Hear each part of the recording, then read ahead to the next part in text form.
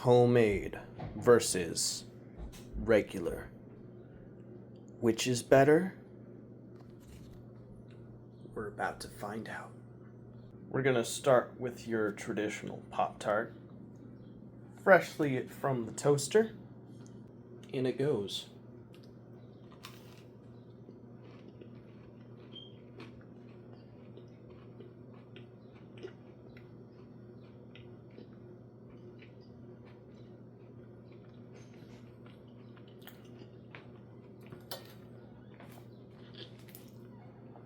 Very crispy, sweet, very thin amount of jelly. The sprinkles are a nice touch. Has a nice, fun feel in the mouth. Yeah, it's pretty good. Tasty snack. All right, now it's time for the star of the show. These guys. I spent all morning making these, but I actually started last night with a crust. It's a butter crust with a jelly inside. Let's see how it tastes.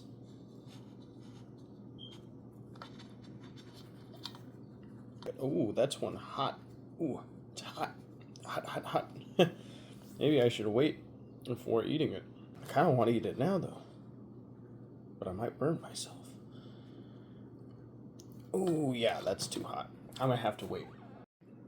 I tried to break it apart to eat it, but the jam was so molten hot that as soon as it touched my finger, it burned real bad. So I had to put it back down there. Gotta wait for it to cool, which is a shame because I really want to eat it, but it don't want to be eaten yet. Maybe it does. Let's see. Okay. Still pretty hot. Alright. Oh, ooh. Ooh, hot. Oh. Maybe it wants to be eaten now? Oh, man. Ooh, that looks gruesome. It might be cool to eat now. I know it's only been like 5 seconds since I last... Well, okay, maybe not 5 seconds. Okay. 1 minute since I last tried it. But I'm hoping that all the steam has escaped and it's ready to go. Let's see.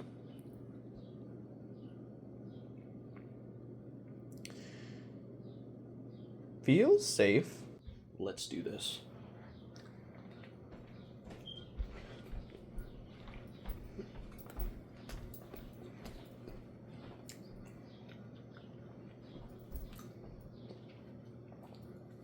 It's good.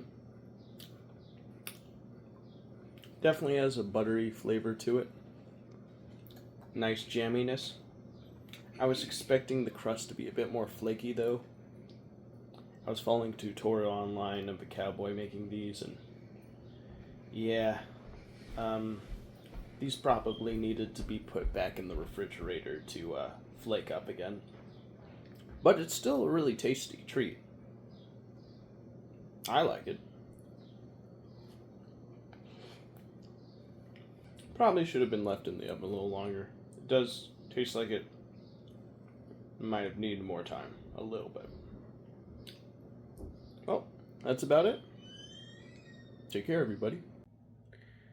Well, the Pop-Tart thing was simultaneously successful and a bust. It was successful in the fact that I learned how to make homemade Pop-Tarts. It was a bust because I didn't prepare them in the way I believe they could have been better. And so, from my experience, I have learned that the best thing to do is to pre-make them and then put them in the fridge for at least an hour before putting them in the oven. And the reason why is I believe the reason these Pop-Tarts didn't come out as light, flaky in areas I was expecting them to was because the dough had been rolled out and warmed up for quite a while. And this caused the crust to have a much thicker texture than I was expecting. Ironically, it did taste pretty similar to the original Pop-Tart, but that's not what I was going for. I was going for a delicious, tender, flaky, buttery pie crust, and that's not exactly what I got. Although it did have a distinctly buttery notes in the back of my tongue, so I guess that was pretty good. Lessons learned, oh yeah. I guess I could do a quick recap of the day while I'm still here.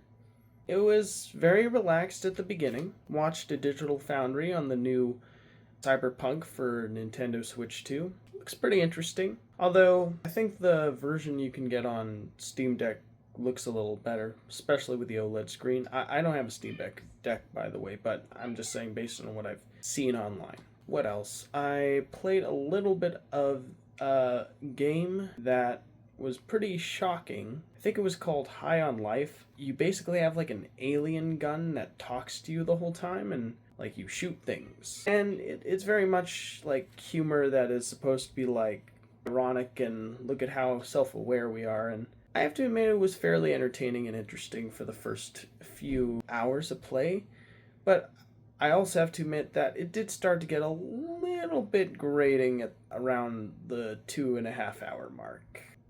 I feel like it's the kind of game that's best enjoyed like in short bursts, like half an hour to an hour, and then you kind of like put it down and then you replay a little bit later, so that way it doesn't wear out its welcome. But for the amount of time I did play, I did say it's basically like if Doom Eternal was like written by the people who did Rick and Morty and had the visual makeup of Oddworld Stranger's Wrath, then that's what this game is, basically. Then I helped my mom out with those boards like I said I was going to do. Oh my gosh, it was a pain in the tukish. And in the way where we needed to remove boards in order to install a new sink. And it was really hard work, like, because the boards in my mom's room are like jammed together real tight, and so trying to push them out was just so strenuous, and I have to admit I really hurt my back after a while doing that. It was quite an intense experience. Afterwards, I finally decided to chillax and play a little bit more of that High on Life game on my phone via remote play through my PlayStation 5 onto my phone with a GameSir controller attached. It was a pretty natural feeling experience, considering we did improve our internet recently, so it felt a little less laggy and more fluid than it would have before improving the internet, so that was nice. We had In-N-Out for dinner, and I had a really interesting breakfast with our family friend. 3 chicken wings, normal Pop-Tarts and the homemade Pop-Tarts, as you saw earlier, salami, and those little toast cracker things. Yeah, very eclectic, but very good. Yeah, and I'm pretty sure my mom made lunch earlier that we had. Although, I have to be honest, I am struggling a little bit to remember what we ate. Pretty sure we had like a ham sandwich, if I'm not mistaken. That's my best guess anyways. At the end of the day, I decided to watch this guy on YouTube who was making dumb AI video slop to be laughed at, and that was pretty funny. And then, ironically, I was making my own AI video generations using the Kling software. There was this YouTuber I watched a long time ago, like 2 or 3 years ago, and he did these still frames using a program called Midjourney of theoretical live-action films that inspired The Legend of Zelda Majora's Mask, and I really liked the aesthetic. I thought it was cool, the idea of like, if there was a Zelda movie that was live-action made in the 80s, it would look very much something in the same vein of like Jabberwocky or like Time Bandits, you know, like a classic 80s adventure film, you know, with like puppets and, you know, dark fantasy aesthetic with the film grain and the real environments and people in like weird looking costumes, and I just really liked it. But it was made before stuff like Kling existed, the video. So I decided to screenshot those Midjourney images, make them 16 by 9, and then wrote some prompts for Kling to generate the still frames into moving images, as if like they were little clips taken from the unreleased movie. Very cool. And then I got caught up watching Earth's Visitor's Ultimate Guide to Most Advanced ET Alien Races, Episode 1. 1 hour and 23 minutes. It's pretty weird. Pretty bizarre. Apparently, the disclaimer at the beginning said, do your own research. We basically got the people who study the most on this subject mixed with AI. We did the most research we could to accumulate as much data as we could to describe to you the best of our abilities what we believe are the proposed races that apparently exist out there. So I thought, that sounds kind of interesting. I'll watch that. Not gonna lie, it started to get a little too mumbo jumbo, even for me. So I decided to take my vitamins, brush my teeth, record my outro for the day, and yeah, gonna go to bed. Thanks for stopping by, and I'll see you in the next one. Goodbye, everybody.